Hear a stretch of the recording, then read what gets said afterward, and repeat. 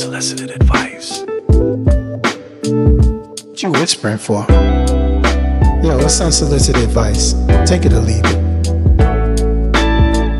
past videos, I talked about, toxic relationships and what it means to be, how to spot some, toxic person. So now we're going to talk about toxic ideology, like toxic femininity and toxic masculinity. So, this is a way of life.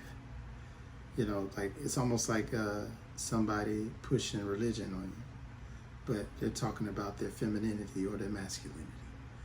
So we're going to start off in this video. We're going to talk about toxic femininity, and in the next video we're going to talk about toxic masculinity. So toxic femininity doesn't mean being feminine is bad. It means like when expectations of femininity are taken to the extreme, or use it in a bad way. So it harms both women, and the people around them. So it's just like it's negative. It's all negative. So one of the core traits of toxic femininity, and I had to look this stuff up, so bear with me and don't think that I'm just making this up. But I looked it up because I wanted to make sure I understood what I was talking about. But I say one of the main things is overemphasis on submission.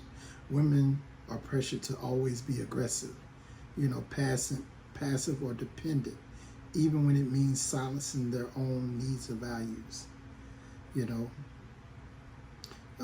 Weaponizing victimhood, using like vulnerability and manipulation or playing the damsel in distress to control others. That's another way that, another way to use toxic femininity.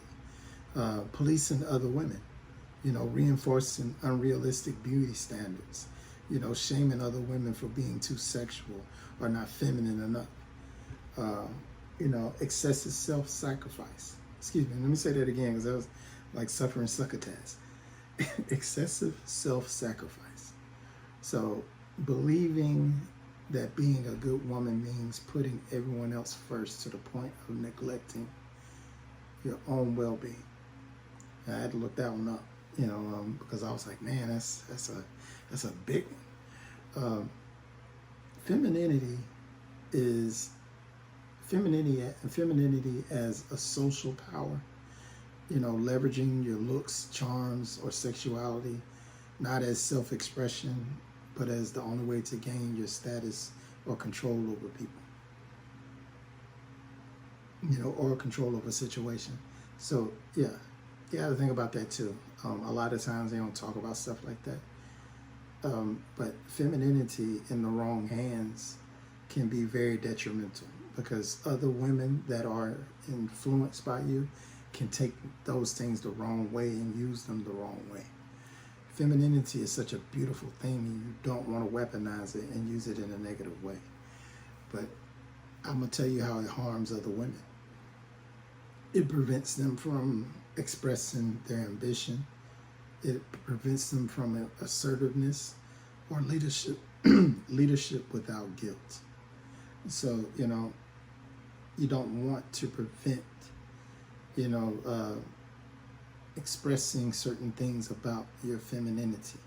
You don't want to sacrifice certain things for, to have toxic femininity. Pressures, another way that it harms women is pressuring them into unhealthy relationships or into tolerating mistreatment. It creates cycles of insecurity, needing constant validation for looks, for approval, for desirability. It can get very toxic, because what you're doing is you're telling other women that that's what they should be doing, and that's not a good thing. Now, how it harms other people, which males in general, it can enable toxic dynamics in relationships where manipulation replaces honest communication, reinforces sexism by upholding stereotypes that women are weak, overly emotional, or defined by their appearance. That's not, and that's not true. You know, they're way more layered than that. But I'd say one of the main things, it pits other women against each other instead of encouraging solidarity on certain things.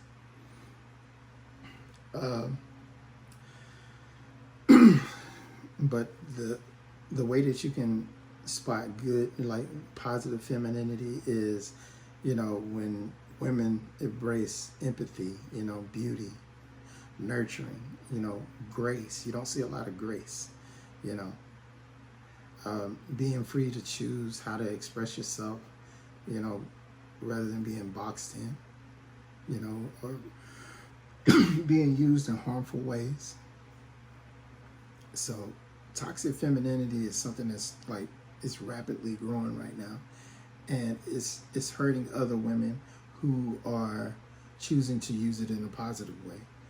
And I'm hoping that it changes in the future. It doesn't look like it, but I'm hoping that it changes in the future, and that we start using who we are to our core in positive ways, so we can start loving and embracing each other the right way.